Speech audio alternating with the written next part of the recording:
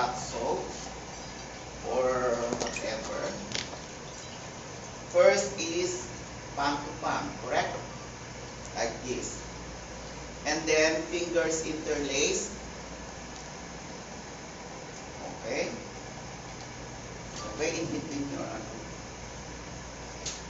If the nails are dirty, use your hand brush.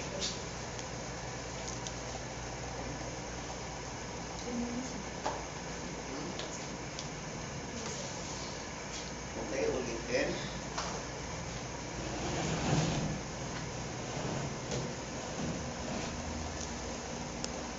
Okay, that is your hand washing. And then, dali lang.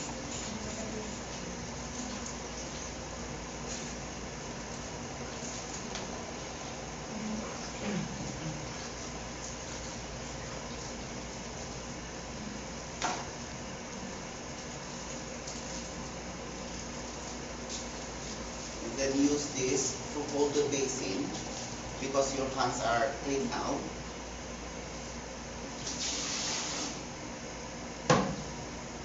Put this in the hamper.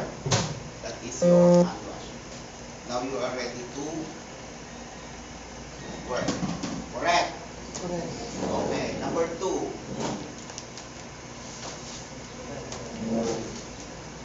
Sterilization of feeding bottles and nipples. What will be the methodology of the sterilization of feeding bottles and nipples? There are 2 methodologies. You will be required to, not required, as an additional lecture, 2 methods of sterilization are as follows. Number 1, you have the moist heat method. Number 2, you will be having the dry heat method. Under the moist heat method, it will include boiling, correct? Yes, Okay, sir. you know that boiling. How many minutes you shall be required to do boiling? Any idea? 5.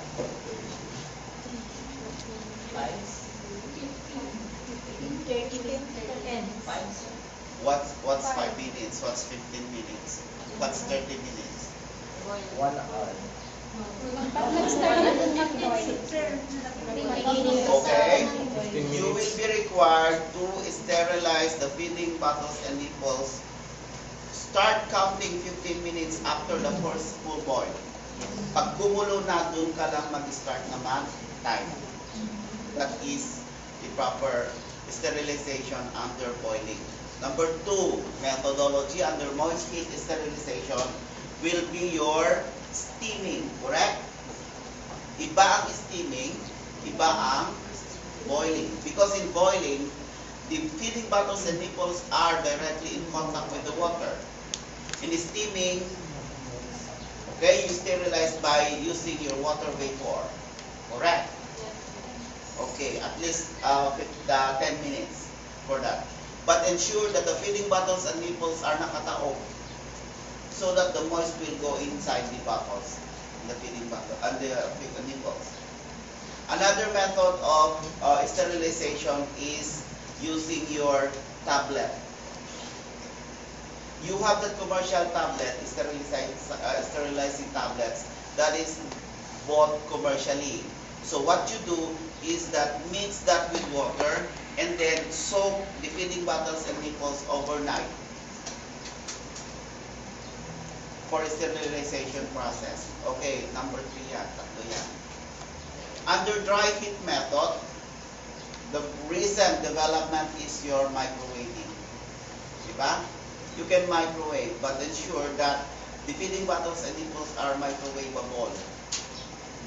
Buy those that are microwavable if you plan to microwave these feeding bottles and nipples. And of course, the usage of your autoclave. Okay, who is very familiar with the autoclave? Yung ginagamit sa hospital na pang-sterilize. Okay, that is autoclaving. So those are the methodologies of your sterilization of the feeding bottles and nipples. Now, the third will be the preparation of milk formula. how do you prepare milk formula. But before that, how many types of milk formulation do you know? You are very familiar with this, correct? Yes. This is your powder formula. Okay.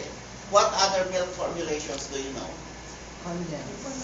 Okay, the condensed is considered as concentrated liquid formula. That is the second type of milk formula, the concentrated liquid. And what other forms, types of milk formula that you know? Except for the okay, the sterilized milk is considered as your ready-to-feed formula. Because all you have to do is to open and then feed it to the infant. That is your ready-to-feed formula. Correct? So we have only three. The powder, two, the concentrated liquid, and the third, your ready-to-feed milk. Okay, those are the three. If you will be required to use the powder formula, this one, how do you prepare your milk now? You have here your steamer. I suppose this is a steamer. Diba, ladies? Madam. Diba, this is a steamer? Steamer to, correct? Yes, sir. Ma'am Yeah. Annalyn. Ikaw Yes, may sir. anak. Sino pang may anak? Nakatulad ko. Bakit ng anak ko? Hindi na depende. Okay. Okay. Of course, you have to lift the cover or the lid. Lay it like that. Why like that?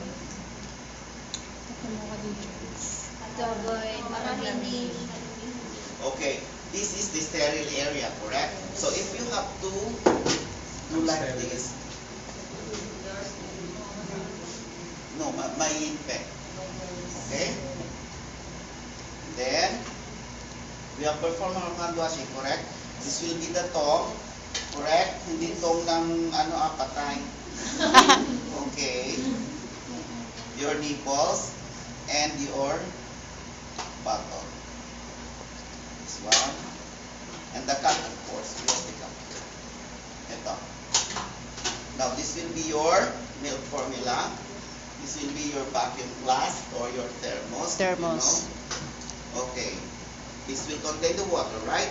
Yes. Which comes first? The milk, the powder, or the water? The powder. Powder. What? Who says powder first? Who says water first? Who says I don't know?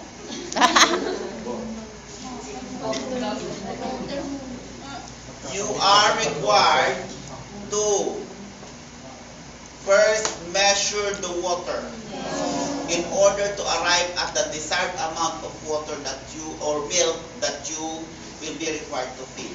Because if you put powder first, the space occupied by the powder, of course,